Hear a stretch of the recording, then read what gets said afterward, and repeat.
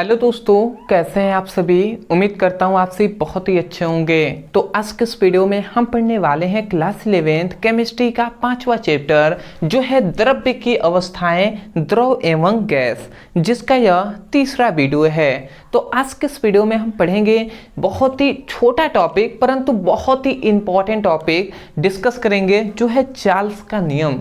तो चार्ल्स का नियम क्या होता है आज के इस वीडियो में हम समझेंगे।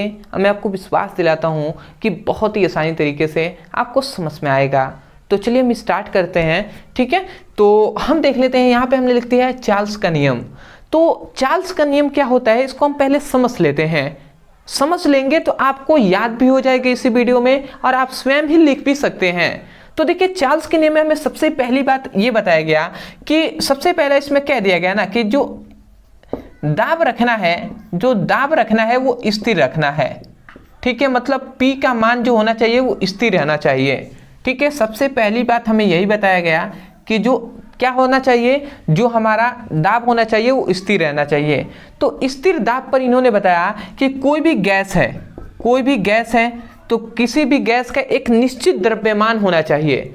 कोई भी गैस है तो एक निश्चित द्रव्यमान होना चाहिए कि वो गैस 5 किलो का है, 6 किलो का है, 7 किलो का है, वो एक निश्चित होना चाहिए। तो किसी गैस का एक निश्चित द्रव्यमान होता है, तो किसी गैस के निश्चित द्रव्यमान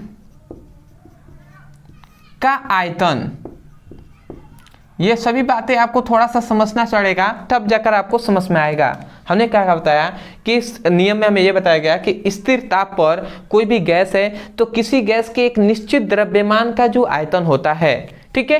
कोई भी गैस है तो उसका एक निश्चित द्रव्यमान होगा। मान लेते हैं ये एक डब्बा है, ठीक है। तो इसमें गैस भरा हुआ है, तो इसमें मान लेते हैं कि 5 किलो 6 किलो कितना भी भरा होगा, तो इस जिसमें भरा हुआ है इसका कुछ ना कुछ लंबाई होगा, चौड़ाई होगा, ऊंचाई होगा कि नहीं होगा, ठीक है।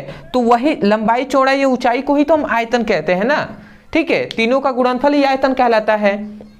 तो वही बात बताया गया कि स्थिर दाब पर किसी गैस के निश्चित द्रव्यमान का जो आयतन होता है वह किसके बराबर होता है, किसके समानुपाती, वह उसके मतलब ये जो गैस है ना, गैस के ताप के समानुपाती होता है। वो समानुपाती होता है किसके, गैस के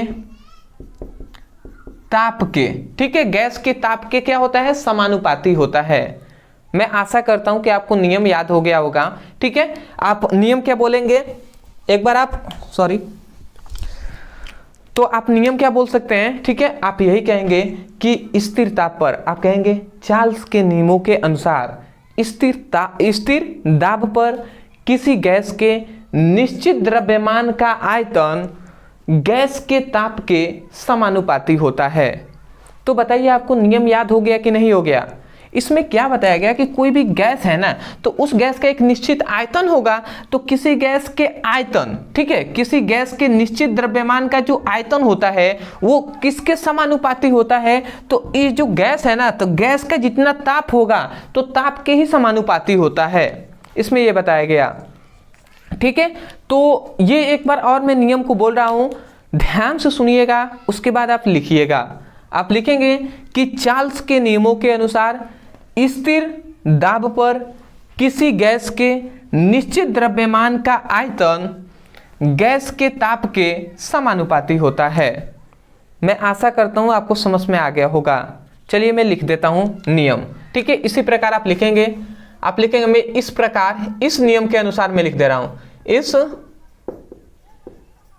नियम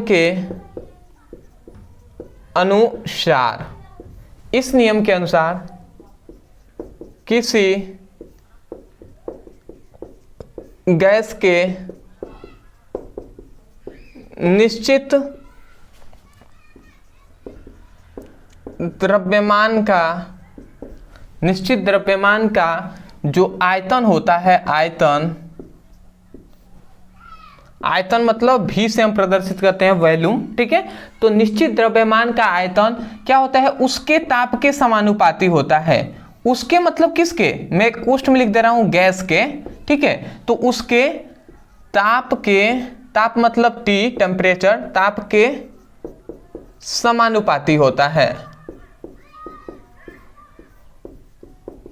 मैं आशा करता हूँ आपको समझ में आ रहा होगा।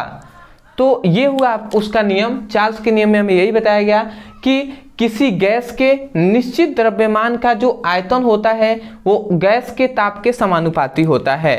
ठीक है, मतलब जो क्या होता है, जो आयतन होता है, आयतन मतलब जो भी होता है वो किसके समानुपाती होता है, समानुपाती होता है किसके, ताप के, जिसे हम T से प्रदर्शित करते हैं।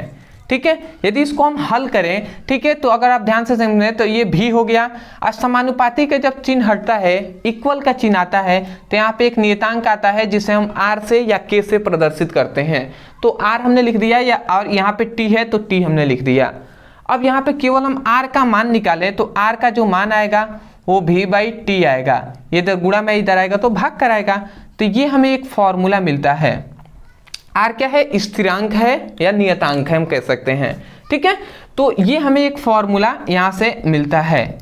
अब यहाँ से मैं पूछ लूँ कि यहाँ पे R तो स्थिरांक है या नियतांक है, यहाँ पे V क्या है, तो V है आयतन, आप कह सकते हैं ना, और T क्या है, मतलब तापमान है, सॉरी ताप है।